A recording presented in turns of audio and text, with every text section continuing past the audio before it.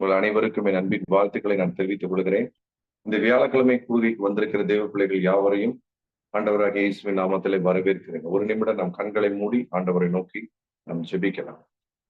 தகப்பனையுமே நன்றியோடு ஸ்தோத்திரிக்கிறோம் அப்பா, உண்மை துதிக்கிறோம் ஆண்டவரை. ஆண்டவரை, இந்த வியாழக்கிழமை கூடுகை நீர் எங்களுக்கு ஆசீர்வதித்து தருகிற கிருபைக்காக நன்றி ஆண்டவரே.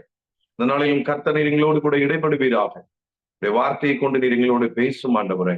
இந்த கூடுகையின் நோக்கத்தை கர்த்தனை நிறைவேற்றி தரும்படி நாங்கள் ஜெபிக்கிறோம். தாகத்தோடு வந்திருக்கிற ஒவ்வொரு தேவ பிள்ளைகளை கர்த்தர் அபரிவிதமாய் ஆசீர்வதிக்கும்படி நான் ஜெபிக்கிறேன் ஆண்டவரே.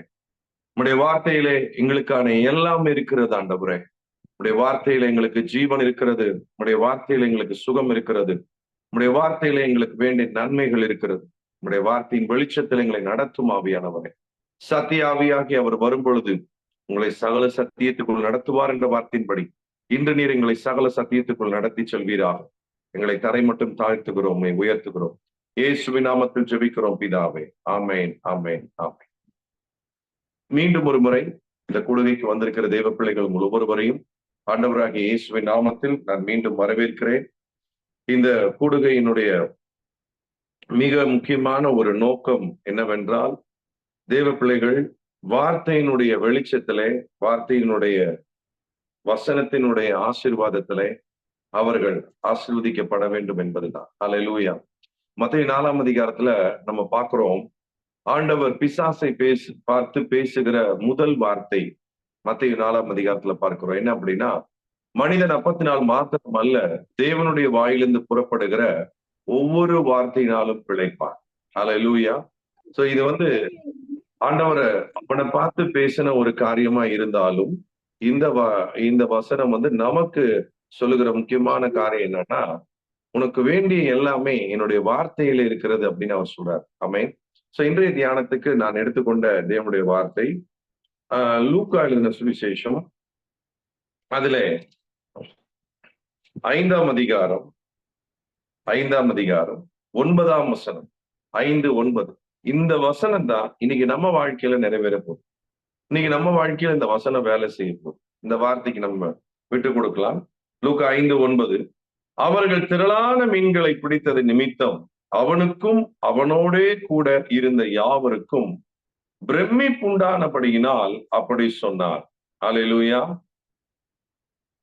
அவனோடே கூட இருந்த யாவருக்கும் பிரமிப்புண்டானபடியினால் அப்படி சொன்னார். நம்ம ஆண்டவர் எப்படிப்பட்டவர் அப்படின்னா, நமக்கு பிரமிப்பை கொடுக்கிற தேவனாய் இருக்கிறார். அல்லேலூயா.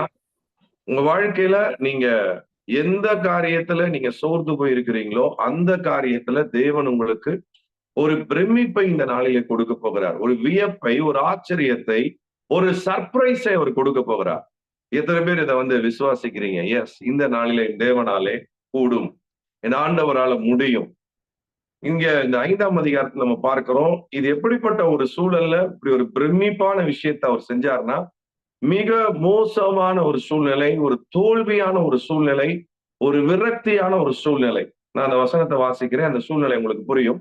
லூக்கா 5:5. அதற்கு சீமோன், ஐயரே, முழுவதும் நாங்கள் பிரயாசப்பட்டும் ஒன்றும் அகப்படவில்லை, ஆகிலும் உம்முடைய வார்த்தையின்படியே வலையை போடுகிறேன். அதாவது பேதுரு இந்த சூழ்நிலை எப்படி சொல்றாருன்னா, ராத்திரி முழுவதும் தூங்காம கடினமா சுறுசுறுப்பாக வலையை நாங்க வீசினோம், ஆனாலும் ஒரு மீன் கூட அகப்படவில்லை. நல்லா கவனிங்க. ஒரு சம்பவத்தை நான் சொல்லிட்டு இந்த செய்தியை நான் கண்டினியூ பண்ண விரும்புகிறேன். ஜப்பான்ல ராஜாக்கள் காலத்துல ஒரு ராஜா இருந்தார். அந்த ராஜா ஒரு நாள் ரொம்ப டென்ஷனா இருந்தார். அப்ப அவருடைய மினிஸ்டர் எல்லாம் கூப்பிடுறாரு. கூப்பிட்டு அவர் சொல்றாரு, நான் ரொம்ப டென்ஷனா இருக்கிறேன் அப்படின்னு. அப்ப அவங்க மினிஸ்டர்ஸ் எல்லாம் கேட்கிறாங்க, என்ன ராஜா அப்படின்னா உங்களுக்கு ரொம்ப கோபம், என்ன ரொம்ப டென்ஷனா இருக்கிறீங்க? அவர் சொல்றாரு, இந்த நாட்டுல ரொம்ப ஞானமான ஒரு ஆள் யாரு? அவங்க எல்லாம் சொல்றாங்க, ராஜா நீங்க தான். இந்த நாட்டுல ரொம்ப ரொம்ப வீரமான ஆள் யாரு? நீங்க தான். இந்த நாட்டுல ரொம்ப உதவி செய்கிற ஒரு நல்ல உள்ளம் கொண்டவர் யாரு? நீங்க தான் ராஜா. அப்புறம் ஏன் மக்கள் எனக்கு மரியாதை கொடுக்கறத விட நாட்டினுடைய அந்த ஜப்பான் எல்லை ஓரத்துல, கடற்கரை எல்லை ஓரத்துல ஒரு கூரை வீட்டுக்குள்ள இருக்கிற ஒரு துறவி, ஒரு பிட்ஜு, துறவி. அவருக்கு மக்கள் அவ்வளவு மரியாதை கொடுக்குறாங்க. எனக்கு ரொம்ப டென்ஷனா இருக்கு. அவரை உடனே பார்க்கணும் அப்படிங்கிறார்.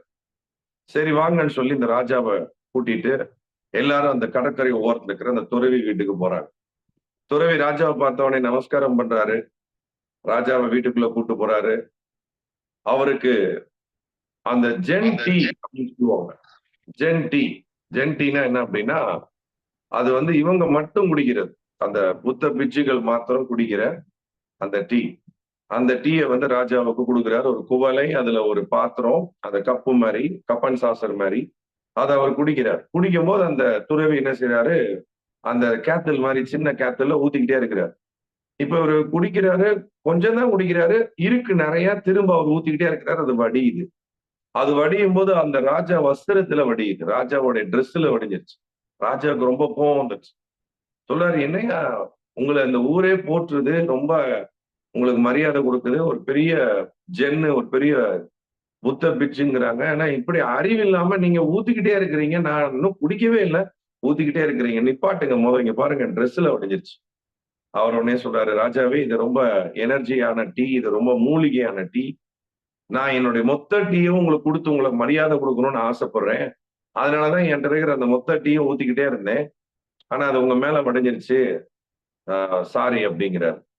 உடனே ராஜா டென்ஷனோட, இவ்வளவுதானே உங்களுடைய ஞானம் அறிவெல்லாம், இப்படி ட்ரெஸ்ஸ பாலாக்கிட்டீங்கன்னு சொல்லிட்டு டென்ஷனோட எச்சு வெளியே போறார். போகும்போது இந்த துறவீஸ்வர, ராஜாவே ஒரு வார்த்தை உங்கள்கிட்ட நான் சொல்லணும். சொல்லுங்க என்ன?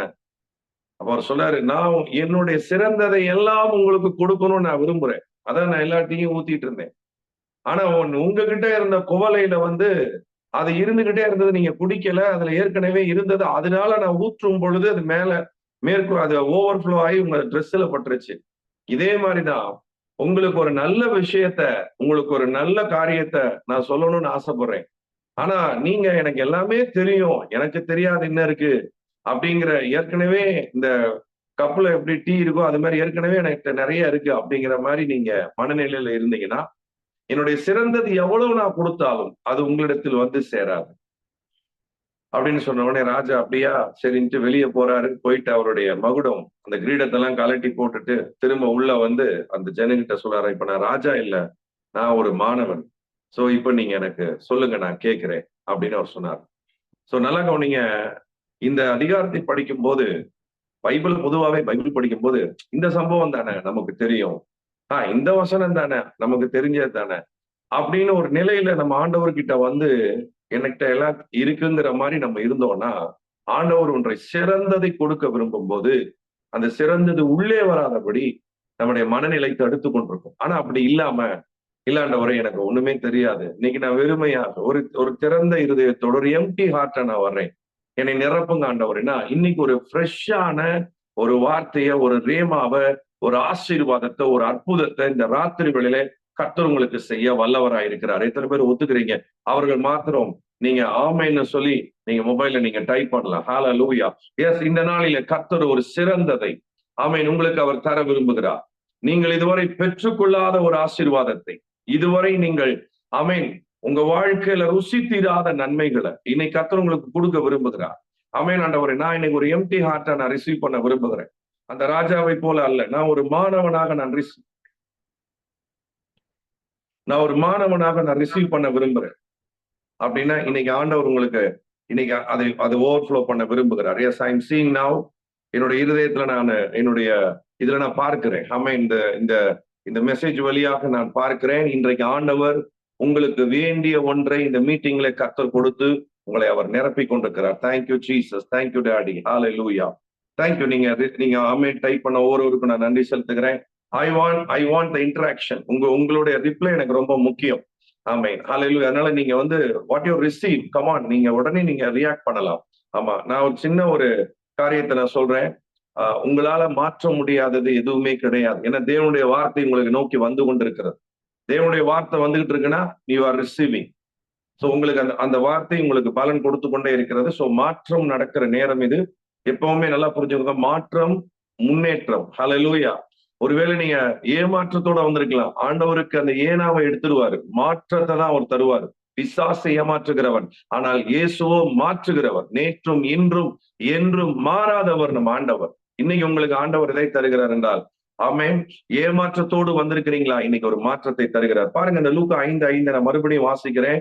ஒரு திறந்த இருதயத்தோட கவனிங்க. ஐயரே, முழுவதும் நாங்கள் பிரயாசப்பட்டும் ஒன்றும் அகப்படவில்லை, ஆகிலும் உம்முடைய வார்த்தையின்படியே வலையை போடுகிறேன். சோ பேதுருடைய லைஃப்ல ரொம்ப முக்கியமான ஒரு ஒரு ஒரு காரியம் இந்த வசனம் என்ன அப்படின்னா, அவருடைய லைஃப்ல இப்படி ஒரு தோல்வி அவர் பார்த்ததே கிடையாது. ஏன்னா அவர் சொல்ற வேர்டு நான் ஒன்னொன்னா தியானிக்கிறேன். ஒன்றும் அகப்படவில்லை அப்படின்னா, எனக்கு ஒரு நன்மை கூட எனக்கு கிடைக்கவில்லை. Even a single benefits, even a single goodness, ஒரு நன்மை கூட, ஒரு ஆசீர்வாதம் கூட எனக்கு கிடைக்கவில்லை. ஆனா 7ஆம் வசனத்தை பாருங்க. அந்த வசனம் எப்படி முடியுதுன்னா, அவர்கள் வந்து 2 படகுகளும் அமிழத்தக்கதாக நிரப்பினார்கள். ஒரு மீன் கூட அடிஷனலா வைக்கிறதுக்கு இடம் இல்லை. சோ இவருடைய முதல் நிலைமை எப்படி இருக்குன்னா, ஒரு மீன் கூட கிடைக்கல. ஆனா நீங்க இந்த 9ஆம் வசனத்தை, நீங்க 7ஆம் வசனத்தை பார்க்கும்போது ஒரு மீன் கூட அடிஷனலா வைக்கிறதுக்கு இடம் இல்லை. இன்னைக்கு இந்த மீட்டிங்ல உங்க வாழ்க்கையில எனக்கு ஒரு நன்மை கூட கிடைக்கல அப்படின்னு நீங்க நினைக்கிறீங்களா? குறிப்பிட்ட காரியத்துல, சில குறிப்பிட்ட விஷயத்துல எனக்கு இன்னும் நன்மை நடக்கல, எனக்கு இன்னும் அதிசயம் நடக்கல அப்படின்னு நீங்க நினைக்கிறீங்களா? அந்த விஷயத்துல அடிஷனலா ஒரு நன்மை உங்களுக்கு கொடுக்கக்கூடிய அளவுல இடமில்லாத அளவுக்கு ஏராளம் தாராளம் இயேசுவின் இடத்துல இருக்கிறது. ஏராளம் தாராளம் அவருடைய வசனத்துக்குள் இருக்கிறது. ஆமென்.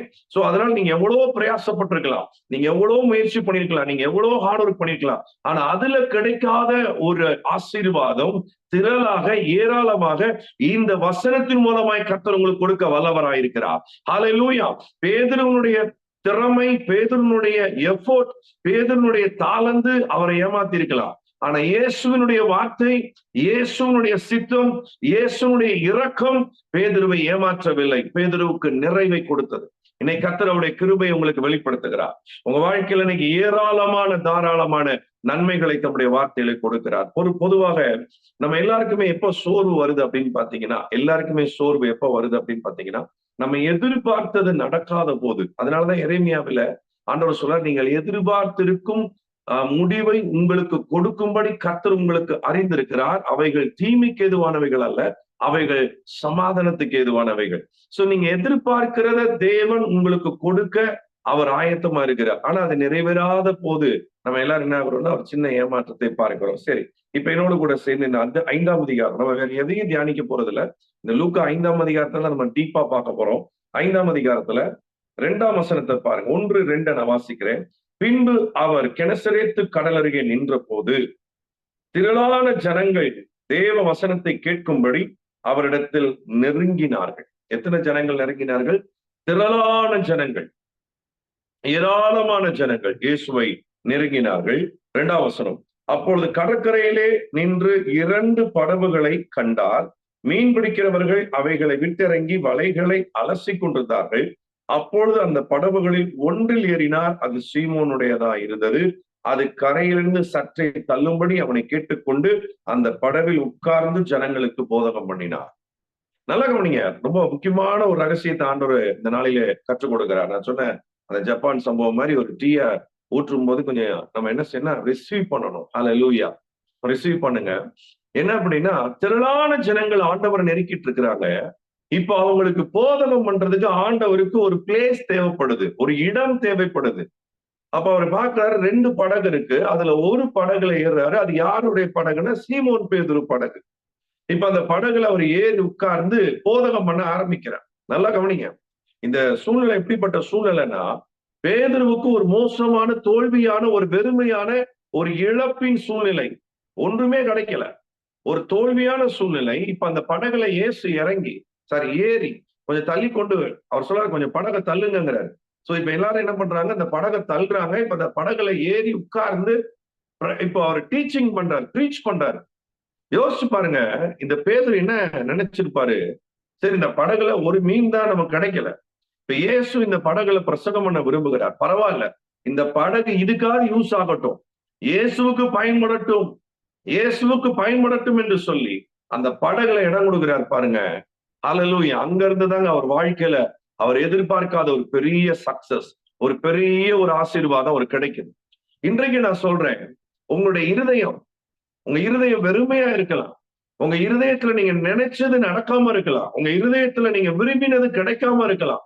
உங்க இருதயத்துல நீங்க எதிர்பார்த்தது உங்களுக்கு கிடைக்காம இருக்கலாம். ஆனா இந்த இருதயத்துல இன்றைக்கு ஆண்டவருக்கும் அவருடைய வசனத்துக்கும் நீங்க இடம் கொடுக்கும் போது, ஆண்டவர் இந்த இருதயத்துல உங்க இருதயத்துல அவர் உட்கார்ந்து அவர் இந்த வார்த்தையின் வழியாக பேச நீங்க அனுமதிக்கும் போது என்ன நடக்கு தெரியுமா?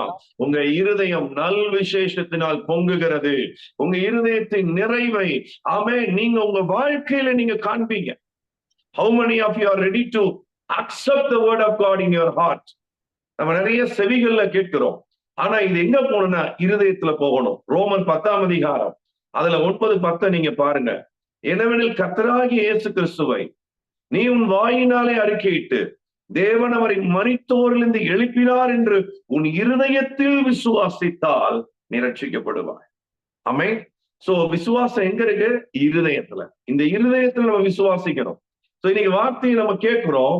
இது என்ன பண்ணணும் அப்படின்னு, ஆண்டவரே நான் இருதயத்துல நான் ஏற்றுக்கொள்ளுகிறேன், என் இருதயத்துல நான் இதை தியானிக்கிறேன். நல்லா கவனிங்க. இன்னைக்கு முகத்தை நம்ம பாக்குறோம் எல்லாருமே. நீங்க Facebook எடுத்துக்கோங்க, வாட்ஸ்அப் எடுத்துக்கோங்க, எல்லாம் அந்த செல்ஃபி கேமரால பேஸ் எல்லாருமே முகத்தை நாம் பார்க்கிறோம், முகத்தை ப்ரொஜெக்ட் பண்றோம். ஆனா ஆண்டவர் நம்முடைய இருதயத்தை அவர் என்ன பண்றாருன்னா போட்டோ எடுக்கிற மாதிரி தான் நம்முடைய இருதயத்தை அவர் படம் பிடிக்கிறார். பாருங்க, சாமுவேல் அபிஷேகம் பண்ணுவதற்காக, ராஜாவாக அபிஷேகம் பண்ணுவதற்காக ஈசாய் வீட்டுக்கு போகிறார். அப்போ ஈசாய் தன்னுடைய ஒவ்வொரு குமாரனை காட்டும் போது ஆண்டவர் சொல்றாரு, மனுஷன் பார்க்கிறபடி நான் பாறேன், மனுஷன் முகத்தை பார்க்கிறார், நானும் இருதயத்தை பார்க்கிறேன். தன்னுடைய டார்கெட் என்னன்னா நம்முடைய இருதயம். இந்த இருதயத்துல நம்ம இடம் கொடுக்கும் போது ஆண்டவர் இந்த இருதயத்துல பேச ஆரம்பிக்கிறார். இப்ப இங்க பாருங்க, இந்த இடத்துல ஜனங்களுக்கு போதகம் பண்ணினார். 4ஆம் வசனம் பாருங்க, ரொம்ப மனதுருக்கமான வசனம். 4ஆம் வசனம் என்ன சொல்லுது பாருங்க. அவர் போதகம் பண்ணி முடித்த பின்பு, ஹல்லேலூயா, அவர் போதகம் பண்ணி முடித்த பின்பு சீமோனை நோக்கி, இப்ப பிரசங்கம் முடிச்சிட்டாரு. இவருடைய ஃபுல் கான்சென்ட்ரேஷன், இவருடைய ஃபுல் போக்கஸ் இப்ப யார் மேல போகுதுன்னா அந்த படகை கொடுத்த சீமோன் மேலே. ஹல்லேலூயா. பிரசங்கம் பண்ண உடனே திரளான ஜனங்களை பார்த்து அவர் பேசல. திரளான ஜனங்கள்ல ஒருத்தங்கிட்ட அவர் பேசல, பேதுருட்ட பேசுறாரு. ஏன் தெரியுமா? அவருடைய வாழ்க்கை ஃபுல்லா ஃபெயிலியர், அவருடைய மனதிலே ஃபெயிலியர். அன்னைக்கு காலை பொழுது அவருக்கு ஒரு துக்கமான பொழுது, ஒரு விரக்தியான ஒரு பொழுது. ஒரு மீன் கூட அகப்படவில்லை. முழுவதும் தோற்று போன பேதுருவின் இடத்துல தன்னுடைய முழு கவனத்தை அவர் காண்பிக்கிறார். இப்ப பேதுருவை பார்த்து அவர் பேசுகிறார். என்ன சொல்கிறார் பாருங்க, ஆழத்திலே தள்ளி கொண்டு போய் மீன் பிடிக்கும்படி உங்கள் வலைகளை போடுங்கள். நல்லா நீங்க ஏற்கனவே நைட்டு ஃபுல்லா அதே வேலைதான் செஞ்சாரு. ஆனா இப்ப இயேசு அதே வேலையை தான் செய்ய சொல்றாரு. நல்லா கவனிங்க, ஆண்டவர் சில காரியங்களை தொடர்ந்து நம்மை செய்ய சொல்லுகிறார். தொடர்ந்து செய்யணும். நிறைய பேர் செய்வாங்க, அப்படியே விட்டுருவாங்க. ஆனா ஆண்டவர் சொல்றாரு, இல்ல நீ தொடர்ந்து செய்யணும். பாருங்க, மீன் பிடிக்கும்படி ஆழத்திலே தள்ளி கொண்டு போய் வலையை போடுங்கள். ஏற்கனவே அதானே செஞ்சார். அடுத்த வசனத்துல சொல்ற, ராத்திரி ஃபுல்லா அதான் நான் செஞ்சேன். ஆனா இப்ப ஆண்டவர் திரும்பவும் அதை செய்ய சொல்லுகிறார். இதுக்கு ஒரு வித்தியாசம் இருக்குங்க. நைட்டு அவர் வலை போடும் போது அந்த வலை வெறும் வலையாக இருந்துச்சு. ஆனா இப்போ அவர் வலை போடுறாரு பாருங்க, அது வெறும் வலை இல்ல. அந்த வலையில இப்ப இயேசுவின் வார்த்தை ஆட் ஆகுது. எத்தனை பேருக்கு புரிகிறது? அவர் சொல்லுகிறார், ஆகிலும் உடைய வார்த்தையின்படி வலையை போடுகிறேன். ராத்திரி முழுசும் வலையதான் போட்டாரு. ஆனா இப்பொழுது வார்த்தையோடு சேர்ந்து, ஆமென், வசனத்தோடு கலந்து, வசனத்தோடு சேர்ந்து, விசுவாசத்தோட இப்ப வலையை போடுகிறார். நான் சொல்றேன், நீங்களா வேலை பார்த்துட்டு இருந்தீங்கன்னா அந்த வேலையில ஒரு வேலை உங்களுக்கு நன்மை நடக்கலாம், சில நேரம் நன்மை நடக்காம போகலாம். ஆனா உங்க வேலையில தேவனுடைய வார்த்தையை நீங்க ஆட் பண்ணீங்கன்னா, தேவனுடைய வார்த்தையை விசுவாசித்து, தேவனுடைய வார்த்தையை நீங்க அறிக்கை பண்ணி, தேவனுடைய வார்த்தையோடு இசைந்து நீங்க வேலையை செஞ்சு பாருங்க. நிச்சயமா உங்க படகு நிரம்பத்தக்கதாக, வலை கிழிந்து போகத்தக்கதாக அந்த வார்த்தை உங்க வேலையில அற்புதத்தை கொண்டு வரும். அநேகர் இந்த கூட்டத்துல பொருளாதாரத்துல ஒரு சேலஞ்சை நீங்க எதிர்பார்க்கிறீங்க, உங்க வேலையில ஒரு உயர்வை நீங்க எதிர்பார்க்கிறீங்க, பொருளாதாரத்துல ஒரு மாற்றத்தை நீங்க எதிர்பார்க்கிறீங்க. நிறைய பேர் பாருங்க பொருளாதாரத்துல கஷ்டப்பட்டு இருக்கிறாங்க. அது இந்த நாட்கள்ல, நேற்றைக்கு நானும் பாஸ்டர் டேவிட் அருண் அவர்களும் பேசி கொண்டிருந்தோம். அப்ப அவருக்கு பேசும்போது ஒரு காரியத்தை நான் சொன்னேன், இந்த நாட்கள்ல எது பெரிய சோதனை மனுஷனுக்குன்னா கடன். அப்ப பாஸ்டர் சொன்னாரு, எஸ், போன் போட்டு கடன் வேணுமான்னு கேட்கிறாங்க. வீடு வீடா நோட்டீஸ் கொடுக்குறாங்க, கடன் வாங்குங்க, கடன் வாங்குங்க. இன்னைக்கு பாத்தீங்கன்னா கடன் இல்லாத மனிதன் இல்லைங்கிற ஒரு நிலைமைய கொண்டு வந்துட்டு இருக்காங்க. ஸ்டூடெண்ட்ஸ் கடன் வாங்குறாங்க. அத நமக்கு ஒரு வேடிக்கையா ஒருத்தர் சொன்னார், ஒரு டீச்சர் கணக்கு நம்ம நடத்தும் போது கணக்கு பாடத்துல பக்கத்துல இருக்கிற நம்பரை கடன் வாங்கி பக்கத்துல இருக்கிற நம்பர்ல கடன் வாங்கி நமக்கு சொல்லி கொடுத்தாங்க பாருங்க, கழித்தல் அதுல. ஆமா. சோ அந்த இதுல கடன் வாங்கி நம்ம கத்துக்கிட்டதுனாலதான் மனிதன் கடைசி வரைக்கும் கடன் வாங்குறான் அப்படின்னு அவர் சொன்னார் வேடிக்கையா. ஏன் அப்படின்னா ஒரு பொருளாதார சீர்கேடு நம்ம சந்திச்சுக்கிட்டு இருக்கிறோங்க. நிறைய பேர் வெளியே சொல்ல மாட்டாங்க.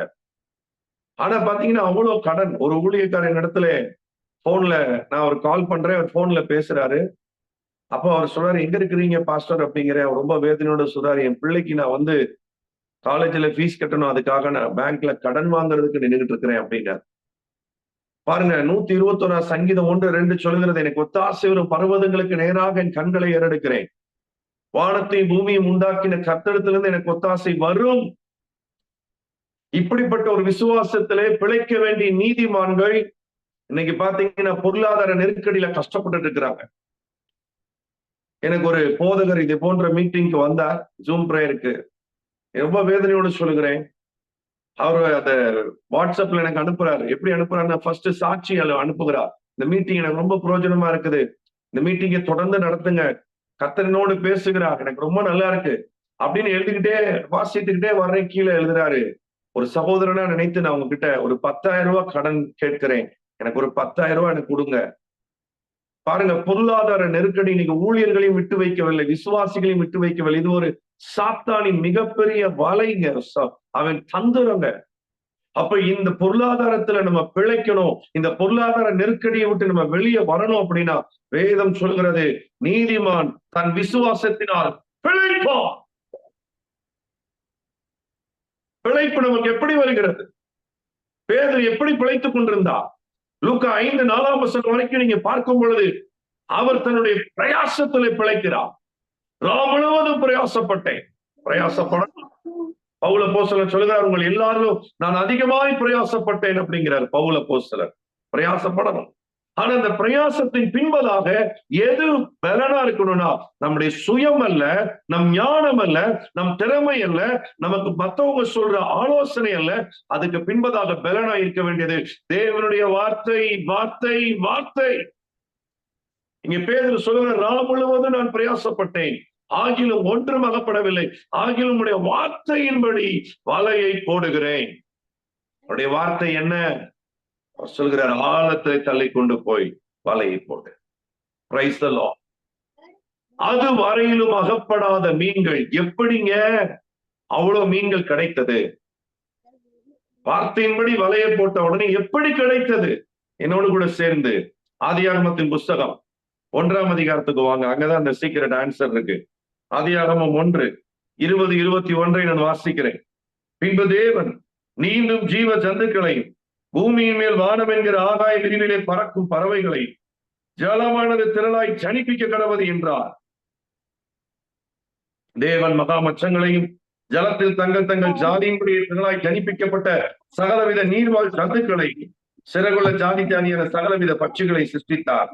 தேவன் அது நல்லது என்றார். ஜலமானது நீந்தும் ஜீவ ஜந்துக்களை திரளாய் ஜனிப்பிக்க கடவது. 20ஆம் வசனத்துல சொல்றார், ஆதியாகமம் 1:20.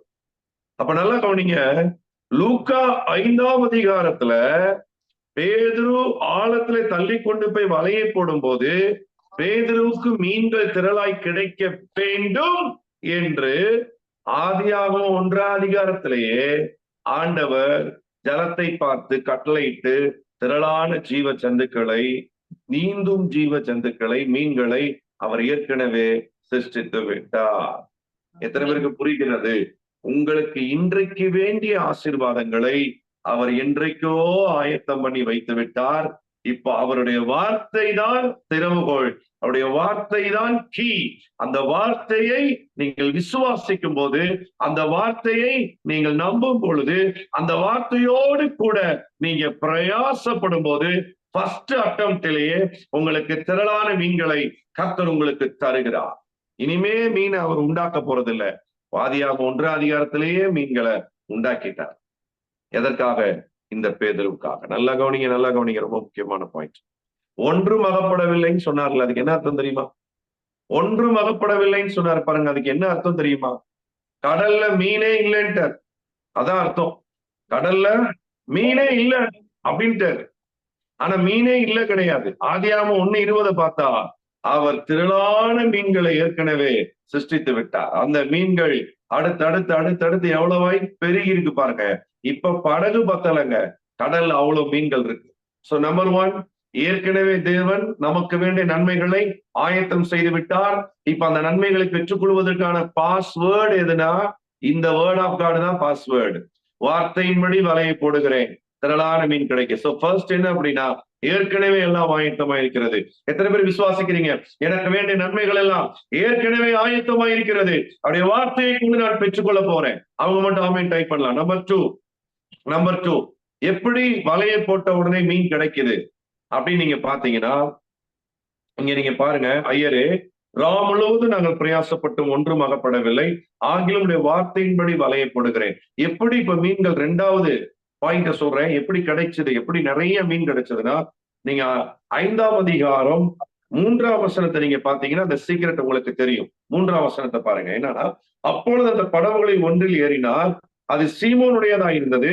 அதை கரையிலிருந்து சற்றே தள்ளும்படி அவனை கேட்டுக்கொண்டு அந்த படகில் உட்கார்ந்து ஜனங்களுக்கு போதகம் பண்ணினார்.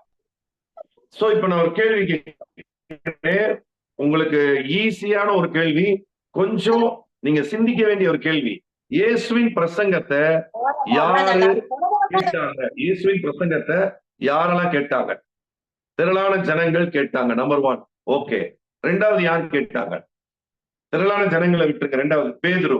ஓகே, பேதுரு கேட்டாரு. வேற யாரெல்லாம் கேட்டாங்க? திரளான ஜனங்கள் கேட்டாங்க, பேதுரு கேட்டாரு, வேற யாரு கேட்டாங்க? இப்ப நான் சொல்ல போறேன், ரகசியத்தை உடைக்க போறேன், நல்லா கவனிங்க. வேற யார் கேட்டாங்கன்னா, கடலுக்கு அடியில் இருந்த மீன்கள் எல்லாம் அந்த பிரசங்கத்தை கேட்டது. ஏன்னா சற்று தள்ளிக்கொண்டு ஆழத்திலே போட சொல்றாரு. நைட்டு வராத மீன்கள் எப்படி இப்போ ஃபர்ஸ்ட் அட்டம்ப்ட்ல அவ்வளோ மீன் கிடைக்குது அப்படின்னா, தேவனுடைய வார்த்தைக்கு, ரெண்டாவது பாயிண்ட் நான் விளக்குறேன், தேவனுடைய வார்த்தைக்கு உங்கள் நன்மைகளை ஈர்த்து கொள்ளுகிற வல்லமை இருக்கிறது. தேவனுடைய வார்த்தைக்கு உங்கள் சுகத்தை ஈர்க்கிற வல்லமை இருக்கிறது. உங்களுக்கு சுகத்தை இழுத்து உங்களுக்கு கொடுத்து, நீங்க எதை தேடிக்கிட்டு இருக்கீங்களோ அதை இழுத்து கொண்டு வருகிற வல்லமை தேவனுடைய வார்த்தைக்கு இருக்கு. எத்தனை பேர் விசுவாசிக்கிறீங்க? ஆமென் டைப் பண்ணலாம். நீங்க ஒன்று தேடுறீங்க பாருங்க, ஒரு வெற்றியை தேடுறீங்க, ஒரு ப்ரமோஷனை தேடுறீங்க, ஒரு சுகத்தை தேடுறீங்க, ஒரு மாற்றத்தை தேடுறீங்க. நீங்க அதை தேடவே தேவையில்லை. தேவனுடைய வார்த்தையை நீங்க பேசும்போது, தேவனுடைய வார்த்தையை நீங்க உச்சரிக்கும் போது அந்த நன்மைகள் உங்களை தேடி வருகிறது. நீங்க அதை இழுத்துக்கொள்ள முடியும், நீங்கள் அதை ஈர்த்துக்கொள்ள முடியும். சில பேர் இப்படி நீங்க சாட்சி சொல்லியிருப்பீங்க, நான் கேள்விப்பட்டிருக்கேன் நிறைய சாட்சி. பிரதர், நான் அதை நினைக்கதான் செஞ்சேன், அது எனக்கு கிடைச்சிருச்சு, நான் அதுக்காக ஜெபம் கூட பண்ணல, ஜஸ்ட் அதை விரும்பினேன், அதை நினைச்சேன், அதை நான் எதிர்பார்த்தேன், உடனே நடந்துச்சு. எப்படி? தேவனுடைய வார்த்தை உங்களுக்குள் இருக்கிறது, தேவனுடைய வார்த்தை உங்கள் வாயில் இருக்கிறது, தேவனுடைய வார்த்தையை நீங்கள் பேசுகிறீர்கள். நீங்க வசனத்தை பேசி பாருங்க, அற்புதம் உங்களை தேடி வரும். தீர்க்க தரிசனமாய் கர்த்தருடைய வார்த்தையை கொண்ட ஊழியக்காரனை சொல்றேன், வசனத்தை நீங்கள் பேசுங்கள், நன்மைகள் உங்களை தொடரும். வசனம் அப்படிதான் சொல்லுது, என் ஜீவனுள்ள நாளெல்லாம் நன்மையும் கிருபையும் என்னை தொடரும். நான் அதை தேடி போக தேவையில்லை, அது என்ன தேடி வரும், அது என்ன தேடி வரும். பிரசங்கம் பண்ணும் பொழுது நான் என்ன செய்வேன்னா, பிரசங்கத்தை கேட்கும் பொழுது அந்த வார்த்தையை நான் அறிக்கை பண்ணுவேன். அவங்க சொல்லுவாங்க சில பிரசங்கியார், அது எனக்கு ரொம்ப நல்லா இருக்கும். இல்ல அவங்க பிரசங்கம் பண்ணிட்டே இருக்கிறாங்க, நான் அறிக்கை பண்ணிட்டே இருப்பேன். இப்ப நான் ஒரு வசனம் கடைசியா சொன்னேன், ஒருவேளை இந்த செய்தியை நான் கேட்கிறேன்னா அந்த வசனத்தை நான் ஒரு வாயில சொல்லிடுவேன். என்ன வசனம் கடைசியா சொன்னேன்? என் ஜீவனுள்ள நாளெல்லாம் நன்மையும் கிருபையும் என்னை தொடரும். நான் ஸ்பிரிட்ல பாக்குறேன், எனக்கு வேண்டிய நன்மை இப்ப என்னை தேடி வந்துகிட்டே இருக்கு, எனக்கு வேண்டிய மீன்கள் இப்ப என்கிட்ட வந்துகிட்டே இருக்கு, எனக்கு வேண்டிய நன்மைகள் இப்ப என்கிட்ட வந்துகிட்டே இருக்கு. எப்படி அப்படின்னா, the power in the word of God. Word of God has much power to pull the blessings. இழுத்து விடும் பிரியமானவர்களே. இதுக்கு ஆதாரம் இருக்கா? நிறைய இருக்கு. இயேசு எப்படி அற்புதம் செய்தார்? வார்த்தையை பேசி பேசி அற்புதம் செய்தார். லாசருவே வெளியே வா, மரித்தவன் வெளியே வந்து நின்றான். இங்க பாருங்க, அவன் உள்ள போறதுக்கு கண்டிப்பா 4 பேர் தேவைப்பட்டுச்சு, ஆனா அவன் வெளியே தனியா வந்து நிக்கிறான். சீலைகள் கட்டப்பட்டிருக்கு, தனியா வந்து நிக்கிறான். அவன் வெளியே வர்றதுக்கு 4 பேர் தேவையில்லை, வார்த்தை மட்டும்தான், வசனம் மட்டும்தான். இயேசுவின் வாயிலிருந்து வார்த்தை புறப்படுகிறது. மரித்தவன் வெளியே வந்து நின்றான். இன்னைக்கு நான் சொல்றேன், உங்க நன்மைகள் வெளியே வந்து உங்களுக்காய் நிற்கிறது. உங்கள் ஆசீர்வாதம் வெளியே வந்து உங்களுக்காய் நிற்கிறது. கவலைப்படாதீங்க பிரதர், கவலைப்படாதீங்க சிஸ்டர். தேவனுடைய வார்த்தை உங்க வாயில சொல்லுங்க. அத மறுபடியும் சொல்றேன், ரோமர் 10:9. வாயினாலே அறிக்கையிட்டு இருதயத்திலே விசுவாசித்தால் ரட்சிக்கப்படுவார். வாயினாலே அறிக்கை செய்யணும். நீங்க பாருங்க, மனிதன் பேசாம இருக்கவே முடியாது, அப்படித்தானே? ஆனா பேசாம இருக்கிறது ஒரு பெரிய தண்டனைங்க. இந்த தண்டனையை கொடுத்தது யார் தெரியுமா? சிறைச்சாலையில பாருங்க, கைதிகளை தனி அறையில் அடைத்து போடுவாங்க. மிகப்பெரிய தண்டனைங்க, மிகப்பெரிய தண்டனை. அவங்க என்ன நினைக்கிறாங்க, அவங்களுக்கு என்ன பிரச்சனை யார்கிட்டையும் அவங்க சொல்ல முடியாது. அவங்க அப்படியே தனியா உட்கார்ந்துட்டு இருப்பாங்க. அதான் தண்டனை. அதான் வசனம் சொல்லுது, மனிதன் தனிமையா இருப்பது நல்லதல்ல. மூல பாஷையில் எப்படி போட்டிருக்கு? மனிதன் பேசாமல் இருப்பது நல்லதல்ல. அதை நீ ஆவியானவர் நமக்கு சொல்லுகிறார். இந்த மனிதன் தேவனுடைய வசனத்தை பேசாமல் இருப்பது நல்லதல்ல. மனிதன் தேவனுடைய வார்த்தையை பேச வேண்டும். இந்த பைபிளுக்கு பேர் என்ன தெரியுமா? டிக்ஷனரியில போய் பாருங்க, வேர்ட் ஆஃப் காட். வேர்ட் அப்படின்னா, வேர்டுனா என்னன்னா, வேர்ட் ஆஃப் காட் அப்படின்னா லிவிங் வேர்ட் ஆஃப் காட். இது வாழும் வார்த்தை, இது வாழும் வார்த்தை. இது யார்கிட்ட வாழுது? யார் ஒருவன் தன் வாயிலே வசனத்தை பேசுகிறானோ அவனிடத்துல இந்த வார்த்தை வாழுகிறது. நிறைய பேர் பைபிளை வாங்கி அப்படியே தலானி கடையில சிலர் வச்சுக்கிறாங்க. பைபிள் வீட்டுல இருந்தாலே ஆசீர்வாதம். சிலர் திறந்த பைபிளா வீட்டுல வச்சுக்கிறாங்க. பைபிள் இந்த நல்ல கவனிங்க, இந்த பேப்பர்ல இருக்கிறதுக்காக ஆண்டவர் பைபிள் நம்ம கொடுக்கல. வார்த்தையை வந்து இந்த பேப்பர்ல இருக்கிறதுக்காக கொடுக்கல. வார்த்தை நம்ம வாயில இருப்பதற்காக கொடுத்திருக்கிறார். ஆமென். ஒரு நாளிலே நம்ம பேசுறத பூரா போன்ல ரெக்கார்ட் பண்ணுங்க. உங்களுக்கு தெரியாமலே அதை ரெக்கார்ட் போட்டுக்கோங்க. டெய்லி, சாரி, ஒரு நாள் ரெக்கார்ட் பண்ணி ஃபுல்லா, ஒரு நாள் ஃபுல்லா ரெக்கார்ட் பண்ணுங்க. நெக்ஸ்ட் டே அந்த ரெக்கார்டை கேளுங்க. அதுல எத்தனை வார்த்தை, வேத வார்த்தை நீங்க பேசிருக்கீங்கன்னு பாருங்க. மை குட்னஸ், நீங்க நிறைய வேத வார்த்தையை நீங்க பேசிருக்கீங்கன்னா அந்த செகண்ட் டே வார்த்தைக்கான அறுவடையை நீங்க பார்ப்பீங்க. நிறைய மிரக்கல்ஸ பார்ப்பீங்க. ஏன்னா வேதம் சொல்கிறது, உங்களுடைய வேதத்தில் உள்ள அதிசயங்களை பார்க்கும்படிக்கு என் கண்களை திறந்தரணும். வேதத்துல என்ன இருக்கு தெரியுமா? அதிசயம். இந்த வேத வார்த்தை உங்க வாயில வரும்போது உங்களுக்கு என்ன நடக்கும் தெரியுமா? அதிசயம் தான் நடக்கும். எத்தனை பேரு இந்த வார்த்தையை கேட்ச் பண்றீங்க? நீங்க ஆமென் டைப் பண்ணலாம். எஸ், கர்த்தர் சொல்லுகிறார், மனுஷன் அப்பத்தினால் மாத்திரம் அல்ல, தேவனுடைய வாயிலிருந்து புறப்படுகிற ஒவ்வொரு வார்த்தையினாலும் பிழைப்பான். சோ இயேசு பேசும்போது மீன்கள் வந்து விட்டது. இயேசு பேசும்போது அந்த பிரசங்கத்திற்கு மீன்கள் வந்து ஆயத்தமாகி விட்டது. நான் சொல்லுகிறேன், இந்த செய்தி நீங்க கேட்கும் பொழுதே உங்கள் நன்மைகள் உங்கள் கிட்டே வந்து விட்டது, உங்கள் சுகம் வந்து விட்டது. ஆமென், ஆமென் சொல்லலாம், டைப் பண்ணலாம். எஸ், ஆமென் டைப் பண்ணலாம். எஸ், உங்க வேலை வந்து விட்டது, உங்க உயர்வு வந்து விட்டது, உங்க பொருளாதார மாற்றம் வந்து விட்டது, உங்கள் முன்னேற்றம் வந்து விட்டது, உங்கள் விடுதலை வந்து விட்டது, உங்கள் சமாதானம் வந்து விட்டது. எஸ், தேவனுடைய வார்த்தை வரும்போது அது வெறுமையாய் வருவது இல்லை. அது உங்களுக்கு எதற்காக அது புறப்பட்டு வருகிறதோ அந்த காரியம் ஆகும்படியாக உங்க வார்த்தையோடு கூட உங்களுக்கு வேண்டி எல்லாம் வந்து கொண்டிருக்கிறது. Yes, now in the name of Jesus. மனுஷன் பேசினா ஆறுதலா இருக்கும், கர்த்தர் பேசினா அற்புதமா இருக்கும். பேதுருவுக்கு ஆண்டவர் ஆறுதல் பேச வரல, அற்புதம் பேச வந்தார், அற்புதத்தை காட்ட வந்தார். ஆமென். லாசரு செத்து போயிட்டான்னு அவரு துக்கம் விசாரிக்க வரவில்லை. லாசருவை குறித்து அவர் குடும்பத்துக்கு ஆறுதல் சொல்ல வரவில்லை. லாசருவோடு பேசும்படி வந்தார். லாசருவை திரும்ப கொடுக்கும்படி வந்தார். ஹல்லேலூயா. எபிரு வீட்டுக்கு போகும் பொழுது போற வழியே பிள்ளை இறந்து போன துக்க செய்தி வருது. இயேசு உடனடியாக அந்த பிள்ளைக்காக அழும்படி அவர் போகவில்லை. அங்க போறாரு, எல்லாம் அழுதுட்டு இருக்கிறாங்க. அவர் சொல்றாரு, இவங்களை எல்லாத்தையும் வெளியே அனுப்புங்க, அழுதுட்டு இருக்கிற எல்லாரும் வெளியே அனுப்புங்க. அந்த பிள்ளை மரிக்கவில்லை, நித்திரையா இருக்கிறார். வார்த்தை வரும்போதே ஜீவன் வருது. வேத வசனத்தை நீங்க வாயில சொல்லும் போது, நான் தான் சொல்லுவேன், ஜெபத்துல உங்க வசனத்தை குறைங்க, வேத வசனத்தை அதிகமா சொல்லுங்கன்னு சொல்லுவேன். ஏன்னா வசனத்தை நீங்க பேசும்போது அங்கே ஜீவன் புறப்படுகிறது, அங்கே சுகம் புறப்படுகிறது. பாருங்க, அந்த பிள்ளையை கையை பிடிக்கிறாரு, தலித்தாகுமே, வார்த்தை வருது. வார்த்தை வரும்போது என்ன வருது? ஜீவன் வருது. அந்த பிள்ளை டக்குன்னு எந்திரிச்சு உட்காந்துட்டா. பிள்ளைக்கு சாப்பாடு கொடுங்க அப்படிங்கிறார்.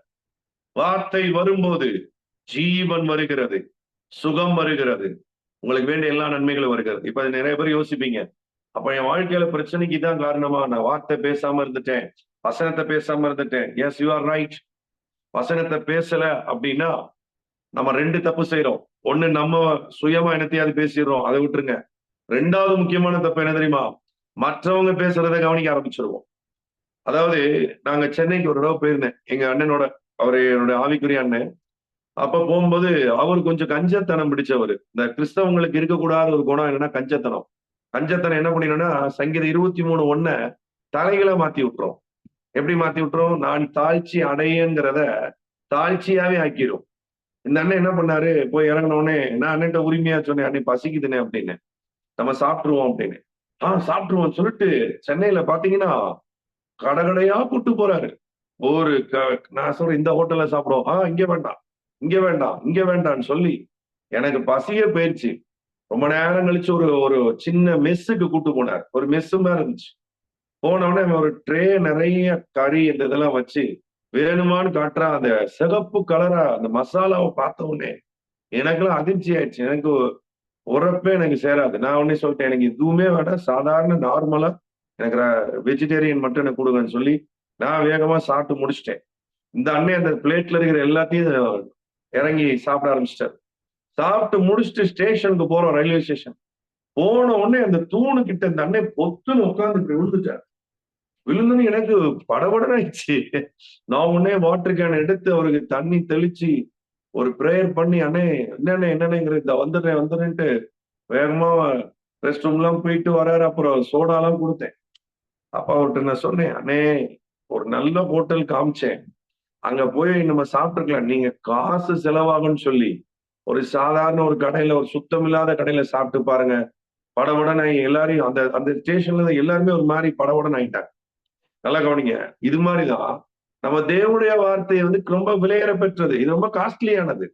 ஆனா கிருபையா நமக்கு இயேசு இதை கொடுத்திருக்கிறார். அல்லேலூயா. இன்னைக்கு இந்த ராத்திரி எத்தனையோ பேருக்கு இந்த பைபிள் படிக்கல, கிடைக்கல, ரட்சிக்கப்படல.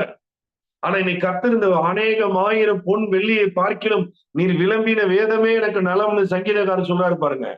இதை நம்ம கிருபையா கர்த்தர் கொடுத்திருக்கிறார். அப்ப நம்ம என்ன பண்ணணும்? படித்து தியானித்து வாயில அறிக்கை பண்ணி இந்த மாதிரி செய்திகளை நம்ம கேட்கணும், வசனத்தை கேட்கணும். ஆனா நம்ம என்ன பண்றோம்னா, இதை ஒரு ஓரமா வச்சுட்டு நம்ம செய்யற அந்த ரெண்டாவது தவறுதான் நான் மறுபடியும் சொல்றேன். மனுஷீக வார்த்தைகளை கேட்கிறோம். என்ன என்ன என்ன அங்க என்ன பிரச்சனை, அங்க அவன் கதை என்ன, இவா கதை என்ன, அது என்ன, இது என்னன்னு கண்டதை கேட்கும் போது அந்த அண்ணே ஒரு கண்ட சாப்பாடு சாப்பிட்டாரு பாருங்க, என்ன கதியானாரு பாருங்க. இது மாதிரிதான் பிரியமானவர்களே, அநேகருடைய ஆவிக்குரிய வாழ்க்கை அப்படியே ஸ்டாகனண்டா கிடக்கு, அப்படியே சோர்வா கிடக்கு, அப்படியே அசதியா விழுந்து போய் கிடக்குறான். என்ன காரணம்? தேவனுடைய வார்த்தையில ஒரு அலட்சியம். தேவனுடைய வார்த்தையை அலட்சியம் பண்ண வேண்டாம் பிரியமானவர்களே. இந்த நாளில் அவர் சொல்லுகிறார், உனக்கான மீன்கள் உன் அருகிலே நான் வைத்திருக்கிறேன், உன் அற்புதங்களை உன் அருகிலே வைத்திருக்கிறேன், உன் மாற்றங்களை உன் அருகிலே வைத்திருக்கிறேன், உயர்வு அருகிலே வைத்திருக்கிறேன், என் வார்த்தைக்கு நீ செவி கொடு. நீதிமொழி 1ஆம் அதிகாரம் கடைசி வசனம் சொல்லுகிறது, எனக்கு செவி கொடுக்கிறவன் எவனோ அவன் விக்கினமின்றி வாசம் பண்ணி ஆபத்துக்கு பயப்படாமல் அமைதியா இருப்பான். அடையாளம் என்ன தெரியுமா? நீங்க வார்த்தைக்கு இம்பார்ட்டன்ஸ் கொடுக்குறீங்கன்னா சமாதானமா இருப்பீங்க. நீங்க பைபிள் படிக்கும் போது எது வரைக்கும் பைபிள் படிக்கணும்? அந்த சமாதானம் வர்ற வரைக்கும் படிக்கணும். உங்களுடைய வேதத்தை நேசிக்கிறவர்களுக்கும் மிகுந்த சமாதானம் உண்டு, அவர்களுக்கு இடரல் இல்லை. உங்களுக்கு இடரல் கிடையாது. அல்லேலூயா. யோவான் 10ஆம் அதிகாரத்தை பாருங்கள். யோவான் 10ஆம் அதிகாரத்துல அவர் சொல்கிறார், என் ஆடுகளின் சத்தத்தை அறிந்திருக்கிறது, அவைகள் எனக்கு செவி கொடுக்கிறது, அவைகள் எனக்கு பின் செல்கிறது. தேவ பிள்ளைகளே, இந்த காதுல எந்த சத்தம் அதிகமா கேட்கணும்? தேவனுடைய வார்த்தையின் சத்தம். இந்த வாய் எதை அதிகமா பேசணும்? தேவனுடைய வசனத்தை பேசணும். சங்கீதம் 1:2 பாருங்க. கர்த்தருடைய வேதத்தில் பிரியமாயிருந்து, அப்படி என்ன அர்த்தம்? கர்த்தருடைய வேதத்தில் பிரியாமல் இருந்து, ஹல்லேலூயா, பிரியாமல் இருந்து, கர்த்தருடைய வேதத்தில் பிரியமாயிருந்து இரவும் பகலும் தியானமாயிருக்கிற மனுஷன் பாக்கியம். ஜெபிக்கலாமா? இப்ப நம்ம ஜெபிக்க போறோம். இந்த நேரம் என்ன நேரம் அப்படின்னா, இதுவரை உங்களுக்கு கிடைக்காத மீன்கள் இப்ப உங்களுக்கு கிடைக்க போகுது. Yes, it's miracle time. இது ஒரு காட்ஸ் வண்டர் ஒர்க்கிங் டைம். இது தேவன் உங்களுக்கு அதிசயத்தை செய்கிற நேரம். இது கர்த்தர் உங்களுக்கு அற்புதங்களை செய்கிற ஒரு நேரம். சோ இந்த நேரத்துல நீங்க டிராவல் இருக்கலாம், நீங்க ஒரு சில வேலைகள் இருக்கலாம், சிலர் நீங்க அமர்ந்திருக்கலாம். நீங்க இந்த ஜெபத்துல இன்வால்வ்மெண்டா இருங்க. இருக்கிற இடத்துல ஆண்டவரேன்னு சொல்லுங்க, ஏசப்பான்னு சொல்லுங்க. இப்பொழுது கர்த்தர் நீங்க பிரயாசப்பட்டு கிடைக்காததை தம்முடைய வார்த்தையை கொண்டு நீங்க உங்களுக்கு கொடுக்க போகிறார். பிரயாசப்பட்டு உங்களுக்கு கிடைக்காததை இப்பொழுது தம்முடைய வார்த்தையினாலே உங்களுக்கு கொடுக்க போகிறார். எஸ், இவ்வளவு நேரமும் வார்த்தை உங்களை நோக்கி வந்த போது உங்களுக்கான ஜெயம் வந்து கொண்டிருக்கிறது, உங்களுக்கான சுகம் வந்திருக்கிறது, உங்களுக்கான விடுதலை வந்திருக்கிறது, உங்களுக்கான மாற்றம் வந்திருக்கிறது, உங்களுக்கான உயர்வு வந்திருக்கிறது. இப்பொழுது இயேசுவின் நாமத்தினாலே யார் யார் கர்த்தருடைய வார்த்தைக்கு செவி கொடுத்து இப்பொழுது ஆமென் என்று சொல்லி யாரெல்லாம் டைப் பண்ணாங்களோ, யாரெல்லாம் ஆமென் சொல்லி ரிசீவ் பண்ணாங்களோ, ஒவ்வொருவருக்காக நான் ஜெபிக்கிறேன். கர்த்தருடைய வல்லமை ஒவ்வொருவருக்கும் வார்த்தையிலிருந்து விடுதலை, சுகத்தை, வெற்றியை இயேசுவின் நாமத்தில் ஒவ்வொருவருக்கும் தரட்டும் என்று கட்டளையிடுகிறேன். In the name of Jesus, I speak miracle. I speak miracle. I speak miracle. I speak miracle. In Jesus' name. இயேசுவின் நாமத்தில் அற்புதங்களை பேசுகிறேன். இப்பொழுது விடுதலை பேசுகிறேன். இப்பொழுது வெற்றியை பேசுகிறேன். இப்பொழுது தடைகளை உடைக்கிறேன். இப்பொழுது கட்டுகளை உடைக்கிறேன். இயேசுவின் நாமத்திலே வியாதிகள் வெளியேறுவதாக. இயேசுவின் நாமத்திலே கட்டுகள் உடைக்கப்படுவதாக. இயேசுவின் நாமத்திலே இப்பொழுது அற்புதம் நடப்பதாக. தடுக்கப்பட்ட நன்மைகள், தாமதிக்கிற நன்மைகள் இயேசுவின் நாமத்தில் பிள்ளைகளை நோக்கி இப்பொழுது வரட்டும் என்று கட்டளையிடுகிறேன். லூக்கா 5ஆம் அதிகாரத்திலே அத்தனை மீன்களை ஒரே ஒரு முயற்சியிலே ஒரு முறை வலை வீசின போது கொடுத்த அதே அற்புதம், அதே தேவன் இப்பொழுது ஒவ்வொருவருக்கும் திரட்சியை, பெருக்கத்தை இயேசுவின் நாமத்திலே கட்டளையிடும்படி நான் கட்டளையிடுகிறேன். ஆண்டவரே,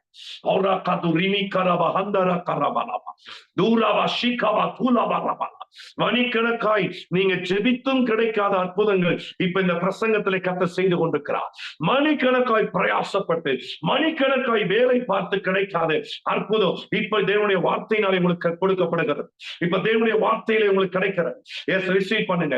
In the name of Jesus, yes, I release the miracles. I release the money miracles. I release the healing. I release the deliverance. I release the abundance in the name of Jesus. Ora kashika badula marika rabala. Alata rishika nimida lobo karaba. Rakabadula marima namakarabala. ஆவியானவர் சொல்கிறார், நெறிந்த நாளை குறிக்காதவர், மங்கி எரிகிற துணி அணைக்காதவர், இந்த நாளிலே உங்களை பற்றி எரிய வைக்கிறார். உங்களை பற்றி எரிய வைக்கிறார். In the name of Jesus, பற்றி எரிய வைக்கிறார். Yes, get it now, get it now, get it now. Yes, சிலருக்கு இப்போ தாங்க முடியாத அபிஷேகம் இறங்கி கொண்டிருக்கிறது. உங்க வாயில அந்நிய பாஷைகள் வருகிறது. Come on, speak now, speak now, speak. இவ்வளவு நேரம் ஆண்டவர் பேசினார், இப்ப நீங்க பேசுங்க. அந்நிய பாஷை பேசுங்க, விசுவாச வார்த்தை பேசுங்க. என்ன வசனம் உங்க ஆவியில வருதோ அந்த வசனத்தை நல்லா உச்சரிங்க. அந்த வசனத்தை தெளிவா சொல்லுங்க. அந்த வசனத்தை உச்சரித்து ஜெபம் பண்ணுங்க. ஆமென். உன்னை அதிசயங்களை காண பண்ணுவேன். இந்த வார்த்தையை ஆண்டவர் எனக்கு கொடுக்கிறார். ஆமென் சொல்லுங்க. என்னை அதிசயங்களை காண பண்ணுகிறீங்க ஆண்டவரே. இனி நான் பார்க்க போறது பிரச்சனைகளே அல்ல. இனி நான் பார்க்க போறது போராட்டத்தை அல்ல. இனி நான் பார்க்க போறது உபத்திரவத்தை அல்ல. இனி நான் பார்க்க போறது அதிசயங்களை. இனி நான் பார்க்க போறது வேதத்தில் உள்ள அதிசயங்களை என் வாழ்க்கையில நான் பார்க்க போறேன். என் குடும்பத்துல, தொழில அதிசயங்களை பார்க்க போகிறேன். எண்ணி முடியாத அதிசயம், ஆராய்ந்து முடியாத அதிசயம் இப்பொழுது இயேசுவின் நாமத்திலே ஒவ்வொருவருக்கும் உண்டாகட்டும் ஆண்டவர். ஒவ்வொருவருக்கும் பாருங்க, மரியாதை போல ஒரு சிலர் இங்க இருக்கிறீங்க. நீங்க சொல்றீங்க, இது எப்படி ஆகும்? மரியாதை சொன்னா இது எப்படி ஆகும்? அப்ப தேவதூதன் சொன்னா, தேவனாலே கூடாத காரியம் ஒன்றும் இல்லை. இந்த வார்த்தையை கர்த்தர் விசுவாசிக்க முடியாம தடுமாறுறவங்களுக்கு சொல்றாரு, என்னால கூடாத காரியம் ஒன்றுமில்லை. ஆண்டவரே, உம்மாலே கூடாத காரியம் ஒன்றுமில்லை. இதை நான் விசுவாசிக்கிறேன். இப்படி சொல்லும் போதே உங்க வலை கிளியத்தக்கதாய் மீன்கள் அகப்படுகிறது, அற்புதங்கள் அகப்படுகிறது, அதிசயங்கள் அகப்படுகிறது. கமான் சரண்டர் சொல்லுங்க. உங்களால கூடாத காரியம் ஒன்றுமில்லை ஆண்டவரே, நான் பிலீவ் பண்றேன். இந்த ராத்திரியில உங்களால முடியாத ஒன்றுமில்லை ஆண்டவரே, நான் பிலீவ் பண்றேன். சிலர் சொல்றீங்க, நான் விசுவாசிக்கிறேன், ஆனாலும் நான் அவிசுவாசம் நீங்கும்படி எனக்கு கர்த்தர் உதவி செய்யணும். அந்த பதற்றம் தான் அந்த அவிசுவாசம். அந்த பதற்றத்தை கர்த்தர் நீக்கப்படுகிறார். நல்ல கவனிங்க. நாளை தினத்தை நினைக்கும் போது உடனே சந்தோஷம் வரட்டும். ஏன்னா இன்று வரை நடத்தினவர், இப்பொழுது வரை நடத்தினவர், நாளைக்கு இன்னும் அருமையா உங்களை நடத்த போறார். நாளைய தினத்தை குறித்து ஒரு சந்தோஷம், அந்த சந்தோஷத்தோட நன்றி செலுத்துங்க பார்க்கலாம். சில பேர் நாளை தினாலே ஒரு பதற்றம். கர்த்தர் சொல்லுகிறார், அந்த பதற்றம் உனக்கு வேண்டாம். அந்த பதற்றத்தை நான் எடுத்து கொடுக்கிறேன். என் வார்த்தையை கொண்டு இப்ப அந்த பதற்றத்தை எடுத்து கொடுக்கிறேன். சிலர் எனக்கு தெரியும், நீங்க நாளை நினைத்த கொடுத்த ஒரு பதற்றம், ஒரு கவலை உங்களுக்குள்ள உங்களை அழுத்தி கொண்டிருக்கிறது நான் பார்க்கிறேன். கர்த்தர் அந்த கவலை எடுக்கிறார், அந்த பதற்றத்தை எடுக்கிறார். இப்ப உங்களை சந்தோஷத்தினால் நிரப்புகிறார். மகிழ்ச்சியோட ஸ்தோத்திரம் பண்ணுங்க. Thank you holy spirit, thank you holy spirit, thank you holy spirit, thank you holy spirit, thank you holy spirit. வாளை கிளியத்தக்கதாய் மீன்கள் இப்பொழுது அகப்படுகிறது. இப்ப அற்புதம் நடக்கிறது, இப்ப அற்புதம் நடக்கிறது. ஆண்டு சொல்லுகிற டேக் இட், எடுத்துக்கொள், இழுத்துக்கொள், எடுத்துக்கொள், இழுத்துக்கொள். எல்லாரும் பிரமிப்புண்டான, எல்லாருக்கும் பிரமிப்புண்டானது போல இது பிரமிப்புண்டாக்கும் ஜெபம், இது பிரமிப்புண்டாக்கும் நேரம், இது பிரமிப்பை உண்டாக்கும் அற்புதங்களின் நேரம். இப்ப கர்த்தர்களுக்கு அந்த பிரமிப்பை தருகிறார். உங்க குடும்பத்துல நீ பிரமிப்பை பார்க்க போறீங்க, உங்க வேலையில பார்க்க போறீங்க, உங்களுடைய ஆவிக்குரிய வாழ்க்கையில பார்க்க போறீங்க. It's a wonderful miracle time. Thank you சொல்லிருங்க, எல்லாரும் சொல்லிருங்க, எல்லாரும் சொல்லிருங்க. தேங்க்யூ ஆண்டவரே, என்னோட நீங்க பேசிட்டீங்க, எனக்கு அற்புதத்தை செஞ்சிட்டீங்க, எனக்கு அதிசயத்தை செஞ்சிட்டீங்க. நன்றி ஆண்டவரே, நன்றி ஆண்டவரே. நான் விசுவாசிக்கிறேன். ஏன் ஒவ்வொருத்தவங்களும் சாட்சி சொல்லி தேவனை மகிமைப்படுத்த போறீங்க. என்கிட்ட மட்டும் சாட்சி சொல்ல போறது இல்ல, எல்லாத்தையும் அதை சுவிசேஷமா சொல்ல போறீங்க. ஆமே. நான் ஜெபித்தேன், கர்த்தர் எனக்கு செய்தார், ஏசப்பா இந்த அற்புதத்தை செய்தார், எனக்கு பிரமிப்பை காண செய்தார், எனக்கு ஒரு பிரமிப்பை காண செய்தார் என்று எல்லாருக்கும் நீங்க சொல்ல போறீங்க. துதியான மகிமை அனைத்து உமக்கே செலுத்துகிறோம். இயேசுவின் நாமத்தில் ஜெபிக்கிறோம் பிதாவே. ஆமென், ஆமென், ஆமென். Thank you. Hallelujah. The wonderful